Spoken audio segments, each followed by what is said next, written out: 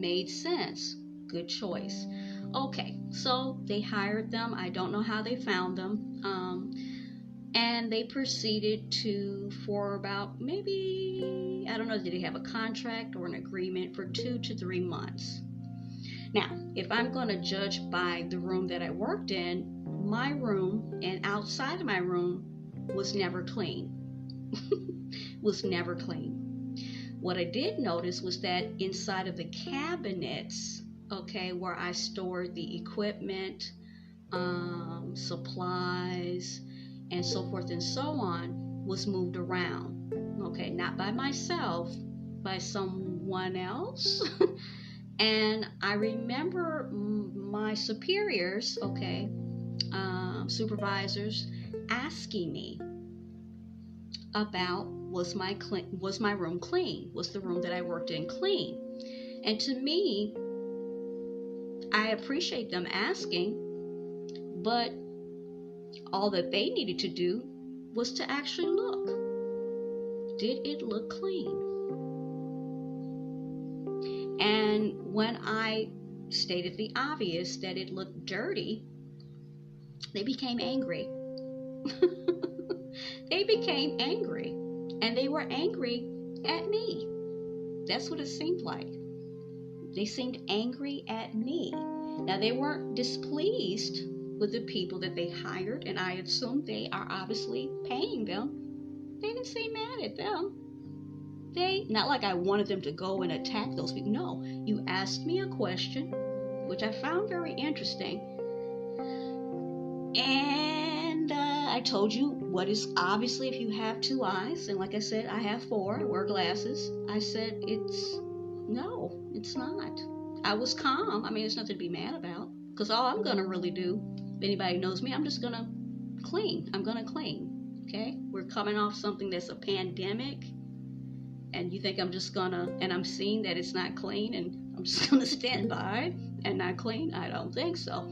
You do whatever you got to do with these people. But they asked me, but I noticed that they asked me a couple of times, and then their reaction was so severe. They were so angry, and they were looking at me. And I'm like, okay. And it got to the point. So some people that may be listening think, oh, maybe you misunderstood. No. What happened was they stopped asking me. They stopped asking me. Okay, they'd see me, their face would get all crumbled up, and then they would keep walking. And I'm like, okay, well, they're not going to ask me anymore. Okay. That went on for a little bit, but then they came back, of course. And I remember they asked me. They switched up. They had another supervisor ask me. And I just looked at her and smiled, and one of the students, the clients, okay, said in a very, calm, that was his whole vibe, voice, this place is filthy.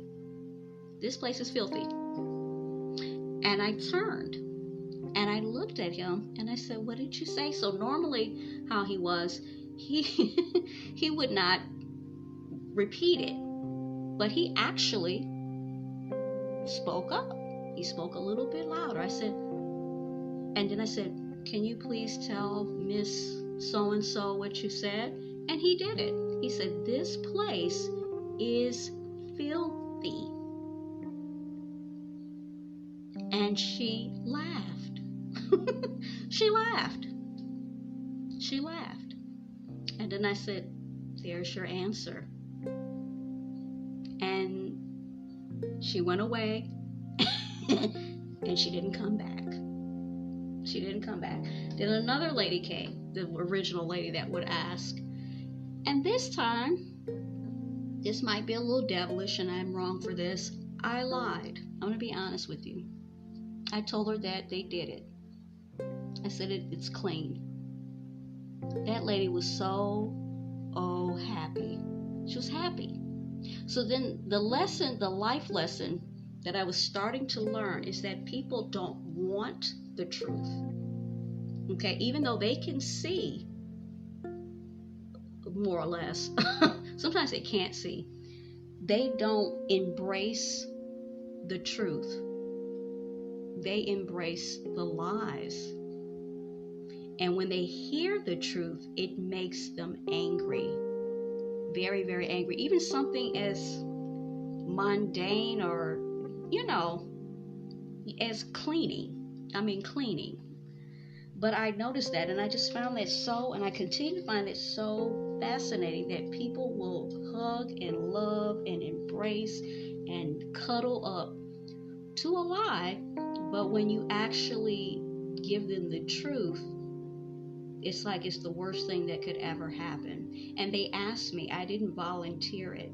I saw that it was dirty, or as my students said, filthy, and I just do what I do. I just cleaned it.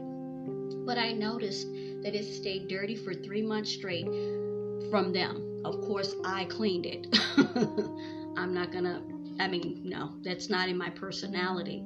But what I did notice in their defense is on what turned out to be the last day of 3 months of them not cleaning my room, they actually cleaned it. I noticed it. And then when I made a comment to another co-worker, she laughed. I said, what you laughing at? She says, oh, well, they quit.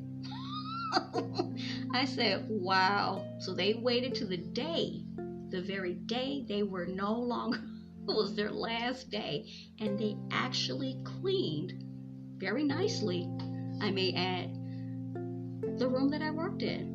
But all those other gazillion days, nope, I didn't see anything. It actually looked dirtier.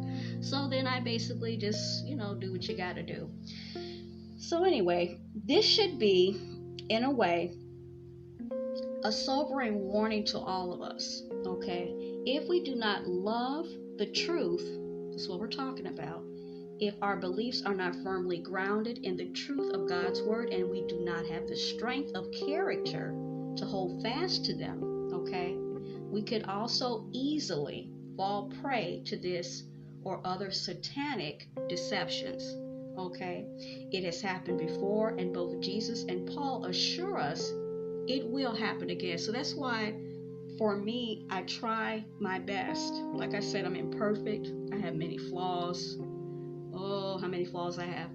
But when I see people on the news and they're doing things, or I watch people, okay, I just silently observe people, I see things happening, and it's like a mental note. I need to be ever vigilant that I do not fall into whatever it is that's going on. And there's a lot going on, okay? You cannot think, okay, I'm above it, and it cannot happen to me.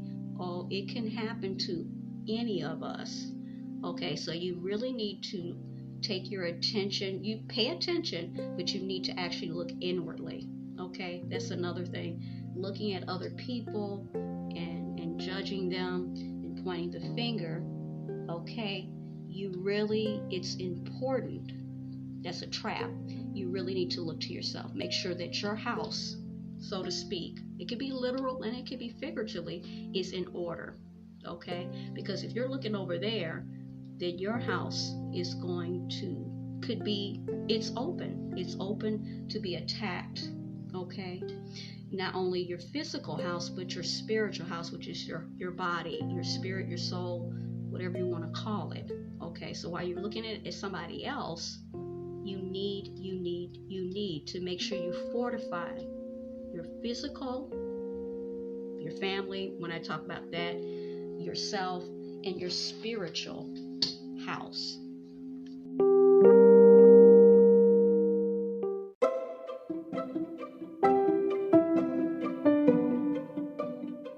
You were just listening to Teachable Moments with April podcast. I truly hope you enjoyed this episode. We invite you to stay connected with us on our other social media platforms: TikTok, Pinterest, Instagram, Threads, YouTube, and now Rumble. You can also leave us feedback in 3 ways: in the Interact feature section on the Spotify app, voice messages to the podcast through our customized link, or at teachablemomentswithapril@gmail.com.